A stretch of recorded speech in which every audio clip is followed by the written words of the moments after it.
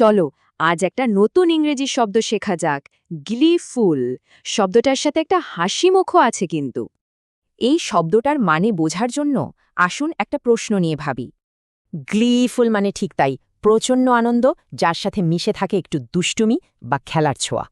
শব্দটা আরও ভালোভাবে বুঝতে চলুন রিনা নামের একজনের একটা গল্প শুনে আসি। তো রিনা তার নতুন চাকরির প্রথম বড় প্রেজেন্টেশনের জন্য খুব খাটছিল, একদম ফোকাস ছিল। আর তার পরিশ্রম সার্থক। প্রেজেন্টেশনটা দারুণ হিট করল, বস কলিগ সবাই ভীষণ ইমপ্রেসড।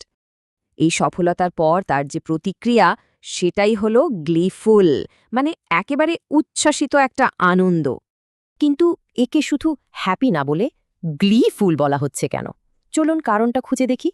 কারণ গ্লিফুল মানে শুধু আনন্দ নয়, এর সাথে থাকে দারুণ উচ্ছ্বাস আর একটু দুষ্টুমির আমেজ। এবার তাহলে দেখা যাক এই শব্দটা আর কিভাবে ব্যবহার করা যেতে পারে। যেমনই বাক্যে কোনো কিছু চালুর দিনের অফিসের আনন্দ আর উদ্দীপনা ভরা পরিবেশ বোঝাতে গ্লিফুল ব্যবহার হয়েছে। আচ্ছা, এবার স্কুল জীবনের একটা উদাহরণ দেখা যাক কেমন। পরীক্ষা শেষ হওয়ার পর ছাত্রছাত্রীদের মুখে যে স্বস্তি আর সফলতার হাসিটা থাকে সেটাই হলো গ্লিফুল স্মাইল। তাহলে পার্থক্যটা পরিষ্কার। হ্যাপি মানে সাধারণ আনন্দ, আর গ্লিফুল মানে উচ্ছল খেলাচ্ছলে করা আনন্দ। এবার একটু ভাবার চেষ্টা করা যাক, শেষ কবে এমন গ্লিফুল অনুভূতি হয়েছিল, কি এমন ঘটেছিল সেদিন।